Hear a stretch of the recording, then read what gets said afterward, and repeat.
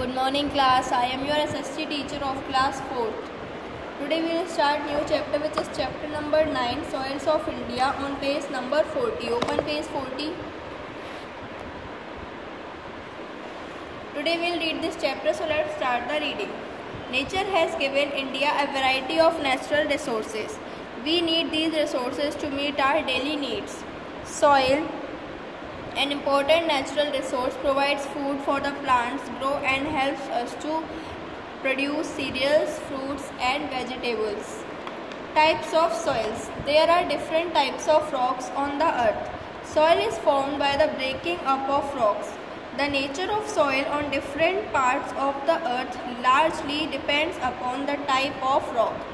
Though soil is found at every place, its thickness varies from place to place. At some places it is very fertile, while at others it may be less fertile.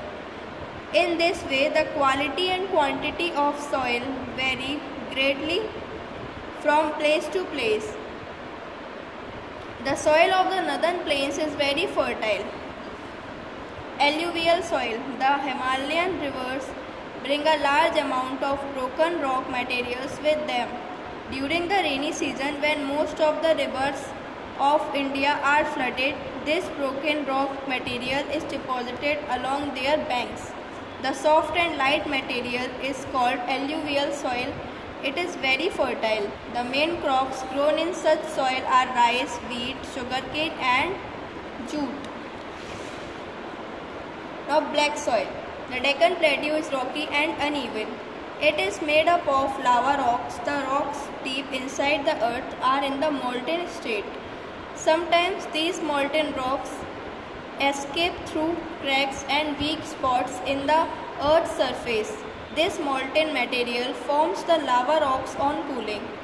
The soil formed by the lava rocks is generally black in color. Black soil is found in the northwestern part of the Deccan Plateau. The black soil is very good for growing cotton. Red soil. In the remaining part of the plateau, the soil is reddish in color.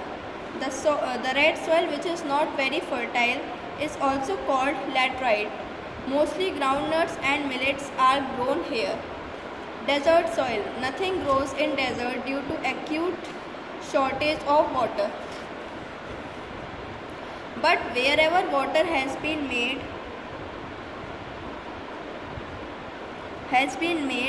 available through irrigation, crops such as wheat, gram, cotton, millets, dates and fruits are grown. Mountain soil. The soil on the hill slopes is very thin and poor. It is coarse with big pieces of rocks. This soil is suitable for planting fruit trees. The slopes is suitable for planting fruit trees. The slopes are cut into terraces to grow rice and maize. The large variety of soil helps us to grow many crops in India. Where the soil is not fertile, we add manure and fertilizer to make it fertile. Soil erosion. Wind and running water can easily remove loose soil from the fields. This is called soil erosion. It can reduce the fertility of the soil.